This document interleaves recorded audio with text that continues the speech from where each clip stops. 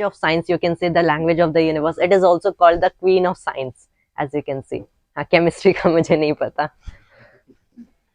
तो बेसिकली पहले देखो मैथ्स क्या है कि हमारे यूनिवर्स, ये पूरा universe it is so vast कि यहाँ पे यूनिवर्स में आप डिफरेंट डिफरेंट स्ट्रेंज बिहेवियर्स देखोगे. ये सब गर्ण किससे होता है?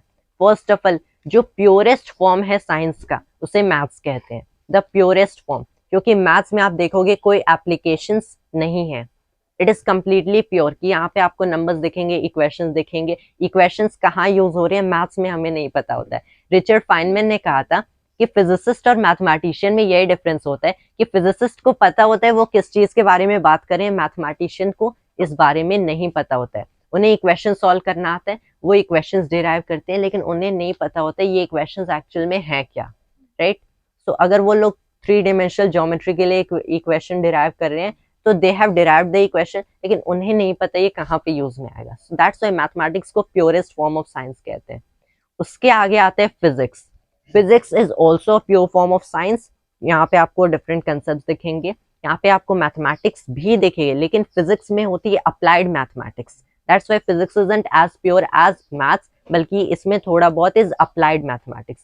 फिजिक्स से बनती है केमिस्ट्री. केमिस्ट्री में आप देखोगे लाइक कुछ फिजिसिस्ट कहते हैं कि सारी की सारी केमिस्ट्री श्रोडिंगर वेव इक्वेशन में लोकेटेड है. कि अगर आपके पास श्रोडिंगर वेव इक्वेशन है उसे आपको सॉल्व करना आता है, यहाँ से आप सारी केमिस्ट्री डिराइव कर सकते हैं. Although I wouldn't go as far as that to say it, लेकिन फिजिक्स से केमिस्ट्री एक्सप्लेन हो सकती है. So chemistry is nothing but a form of applied physics. Chemistry के बाद आती है biology, which is the most impure form of science as you can say. क्योंकि यहाँ पे it is like something like completely an applied form, right. यहाँ पे you will see applied chemistry is nothing but biology. यहाँ पे जब इसे chemistry को ऑर्गेनिज्म पे अप्लाई करते हैं, so everything that you see in an organism body, ये सब केमिकल प्रोसेसेस से एक्सप्लेन हो सकता है, ऑब्वियसली हो सकता है. So biology is nothing but a form of applied chemistry.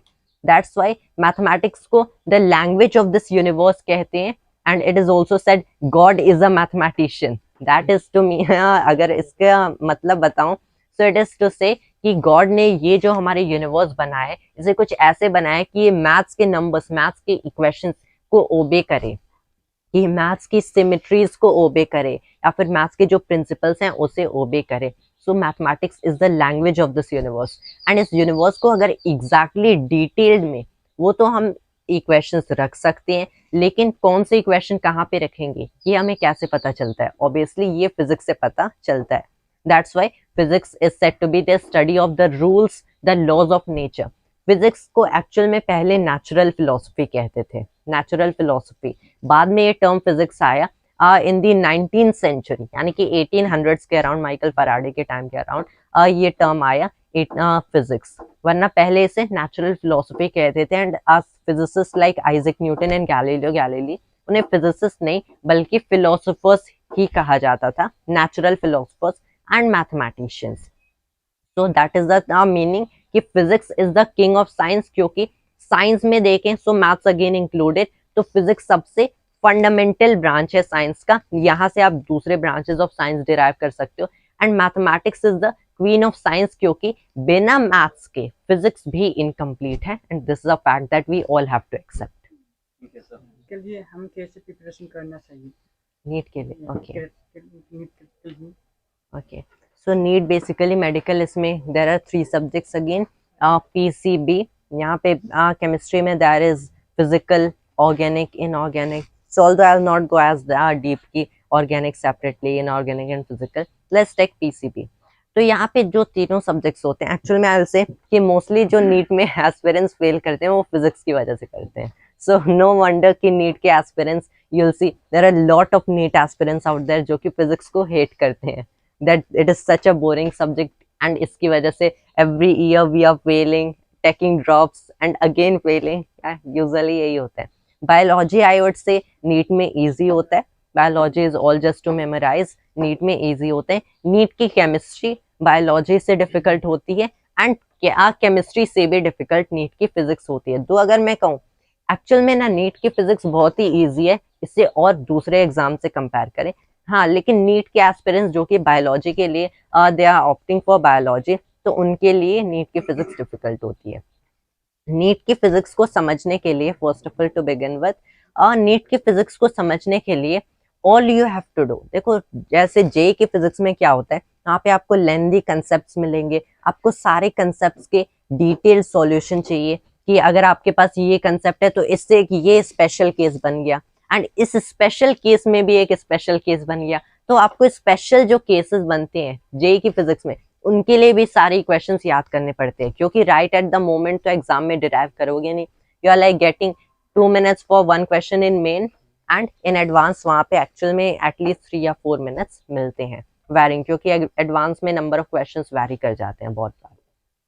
तो यहाँ पे जो नीट की फिजिक्स में होती है, ऑल देयर इज कि अगर आप कोई नॉर्मल बुक भी पढ़ते हो, लाइक एच.सी. वर्मा की थ्योरी काम कर सकती है, एंड एच.सी. वर्मा के जो स्टार्टिंग के क्वेश्चंस हैं, लाइक किसी चैप्टर में 30 क्वेश्चंस हैं तो स्टार्टिंग के 15, तो स्टार्टिंग के जो 40-50% है, अगर वो कवर कर लिया जाए तो इजीली नीट की फिजिक्स हैंडल हो सकती है। रिमेंबर, नीट की फिजिक्स में क्या है, ऑल देयर इज कि आपको वो chapter first of all heading समझना है, when you get to the paragraphs and all sub topics in the chapter, वहां पे जो भी सब टॉपिक है, लाइक आप centre of mass, you are all familiar with centre of mass, या let me take a rather common chapter, हम लोग ले लेते हैं डायमेंशंस। डायमेंशंस तो हर किसी को आता होगा।